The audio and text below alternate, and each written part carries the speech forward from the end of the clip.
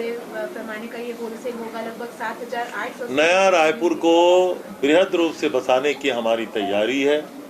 हम वहाँ छोटे छोटे इलेक्ट्रॉनिक्स के बेस के माइनर इंडस्ट्री के लिए भी जगह आरक्षित किए हुए हैं। वहाँ माननीय मंत्रियों के बंगले लगभग तैयार हैं, माननीय विधायकों के और अफसरानों के बंगले लगभग तैयार हैं। हमारी विधानसभा भी लगभग उसका भी काम अब शुरू होने जा रहा है। हम 2-3 बड़े होलसेल मार्केट को भी नया रायपुर में ले जाने की तैयारी किए हुए हैं, उसके लिए ज़मीन आरक्षित किया हुआ है। अनेक होलसेल मार्केट के जो पदाधिकारी हैं उन्होंने सहमति भी दी है, उन्होंने मांग भी की है। आने वाले समय में आप देखिएगा कि नया रायपुर के बसाहट को और तेजी लाने के लिए इन सारे कार्य में हम लोग तेजी लाएंगे। बैठक हुई है, उसके बाद कल मोहन भागवत का छत्तीसगढ़ में आरएसएस प्रमुख हमारे बहुत ही सम्मानी मोहन भागवत जी का प्रवास हुआ। सौभाग्य है कि हमारे आदरणीय मुख्यमंत्री जी ने उनको माता कौशल्या के गोद में राम का मंदिर जो चंदखुरी में सरकार के द्वारा पुनरुद्धार किया गया है उसके दर्शन करने के लिए आमंत्रित किया था और स्वयं आदरणीय मोहन भागवत जी चंदखुरी गए, पूजन किए, दर्शन किए और सार्वजनिक रूप से उन्होंने कहा कि छत्तीसगढ़ सरकार का ये कदम प्रशंसनीय है। निश्चित रूप से सरकार ने जो काम किया है उसकी प्रशंसा किया जाना चाहिए। ये हमारे लिए बहुत ही सौभाग्य की बात है। एक और गोधन न्याय योजना को नीति आयोग में देश के प्रधानमंत्री प्रशंसा किए, दूसरी ओर हमने जो चंदखुरी में राम जन्मभूमि कौशल्या माता के मंदिर का जो पुनरुद्धार किया है उसको परम आदरणीय मोहन भागवत साहब ने प्रशंसा की है और राजीव गांधी किसान न्याय योजना को छत्तीसगढ़ के साथ साथ सारे देश के किसान प्रशंसा कर रहे हैं। ये सौभाग्य है कि आदरणीय मुख्यमंत्री जी के द्वारा प्रारंभ किए गए सारी योजनाओं को देश में प्रशंसा मिल रही है और ये हम सबका सौभाग्य है। सर, बिजली दर में भाजपा का कहना है कि आप लोग कोयले का बहाना बना रहे हैं। बहाना नहीं है, सारे हिंदुस्तान में जिस तरीके से कोयले का संकट हो रहा है, लगातार कोयले की कीमत में इजाफा हो रहा है और उससे जितने भी थर्मल पावर से जो पावर जनरेशन होता है उसकी विद्युत दरों में पूरे देश में लगातार वृद्धि हो रही है। ये तो हमारा छत्तीसगढ़ है, एनटीपीसी भी जो बिजली दे रहा है उसकी भी दरों में वृद्धि हुई है और केवल बिजली की दरों की वृद्धि की बात नहीं है। कोयले के संकट के कारण देश में परिचालन बंद है, रेलवे की सेवाएं बाधित हुई हैं, जो ट्रांसपोर्ट और लॉजिस्टिक सिस्टम जो बना हुआ है पूरे देश का वो कोलैप्स हुआ है, जो इंडस्ट्री का जो काम पूरे देश में और वो भी माइनर इंडस्ट्री जो है उसको कोयले के संकट से प्रभावित हुआ है। तो ये तो जो महंगाई है, कोयला तो एक जिन्स है, पूरे देश में पेट्रोल की, डीजल की, कोयले की, ईंधन की, रसोई गैस की जिस तरीके से महंगाई बढ़ रही है, आने वाले समय में आपको देखेंगे अभी केवल बिजली का संकट नहीं, देश में और कितने संकट आएंगे, महंगाई बढ़ेगी। तो मैं ऐसा समझता हूं कि सारा देश, और इसी के खिलाफ तो हमारे आदरणीय राहुल जी कन्याकुमारी से कश्मीर तक पद यात्रा कर रहे हैं। महंगाई सबसे बड़ा उसका मुद्दा है। आखिर केंद्र सरकार को इसको जवाब भी देना होगा, महंगाई को नियंत्रित करने के लिए किए जा रहे प्रयास को भी जनता को बताना होगा और कुछ न कुछ परिणाम देना होगा, अन्यथा ऐसा हम लोग मान के चलेंगे केंद्र सरकार पूरी तरह असफल है। सर, जॉर्ज ने कल बैठक में कहा है स्पष्ट तौर पर जो काम नहीं कर रहे उनको हटाओ।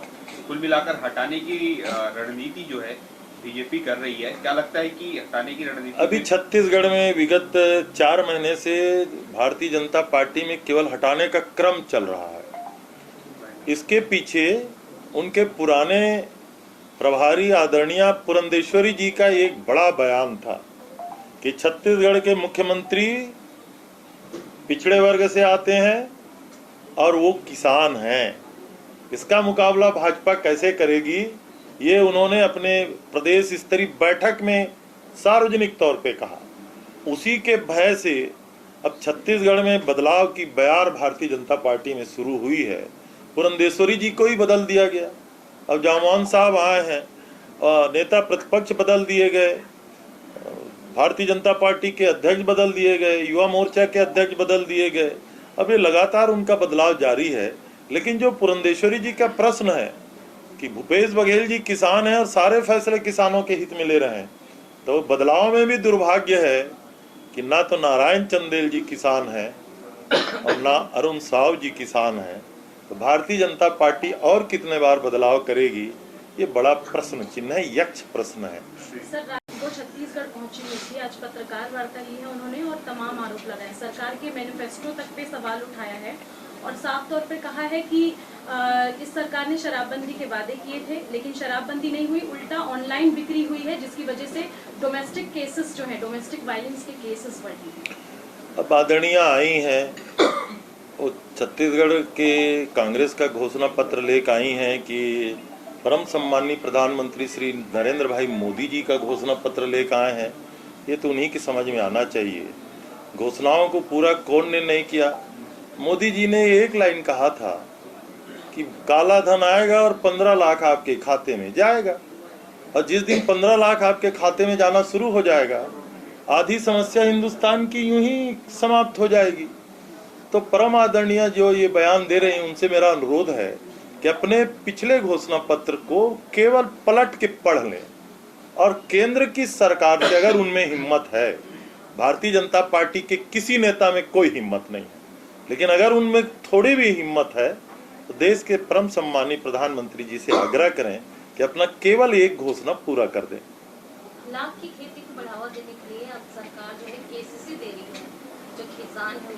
छत्तीसगढ़ में खेती को भी खेती का दर्जा दिया है, मछली पालन को भी खेती का दर्जा दिया है, और किसानों के लिए हॉर्टिकल्चर में भी 0% ब्याज पे 3 लाख तक के ऋण देने का प्रावधान किया है।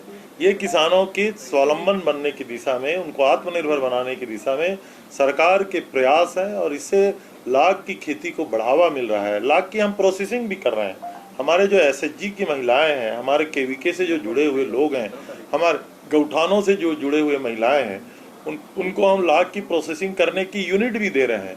और पहले 200-250 रुपये किलो में लाख बिक जाता था, अब उनको 2000-2500 रुपये किलो से भी अधिक की कीमत उनको मिल रही है। तो आने वाले समय में आप देखिएगा, लाख की खेती से जो फॉरेस्ट एरिया में हमारे किसान भाई इस दिशा में काम कर रहे हैं, उनको बहुत लाभ होने वाला है। डिजिटल बजट पेश करने मोदी जी का बर्थडे है 17 तारीख को, भाजपा सेवा पखवाड़ा दिवस मना रही है। इसमें बहुत सारे कार्यक्रम है, लेकिन किसान और महिला से संबंधित कोई कामकाज इसके नहीं है, उनके जो ब्रोशर में जारी किए उसमें। परम आदरणीय देश के प्रधानमंत्री नरेंद्र भाई मोदी जी का जन्मदिवस है, मेरी भी शुभकामनाएं हैं, ईश्वर उनको दीर्घायु करे। लेकिन जिस सेवा का कार्यक्रम भारतीय जनता पार्टी लेने जा रही है, अभी भी हम इस बात से चिंतित हैं कि किसान उनकी प्राथमिकता में क्यों नहीं रहता, आम लोगों के लिए कोई कार्यक्रम वो क्यों नहीं देते। और मुझे उम्मीद है, अभी तो जन्मदिन आने में कुछ दिन का समय है, किसानों के लिए भी कुछ बड़ा कार्यक्रम देते तो किसानों को, देश के किसानों को, केवल छत्तीसगढ़ की बात नहीं, देश के प्रधानमंत्री हैं तो देश के किसानों को लाभ होता। महिलाओं के लिए भी नहीं है। सबसे बड़ा वर्ग है, 50% आबादी महिला की और 85% आबादी किसानों की। अब दोनों वर्ग अगर वंचित हैं तो फिर कार्यक्रम वो किसके लिए कर रहे हैं। नवा रायपुर में होलसेल क्योंकि बहुत सारे ना केवल छत्तीसगढ़ के, छत्तीसगढ़ का तो हमारा यहाँ के उत्पादों के लिए हमने तो सीमांट बनाया हुआ है, और बड़े उत्पादों के लिए हम बड़ा बाजार बनाने जा रहे हैं, लेकिन और बड़े मार्केट स्थापित करके हम नया रायपुर की बसाहट को तेजी से बढ़ाना चाहते हैं। Thank you. For more news updates, do subscribe, like, share and comment. Clipper 28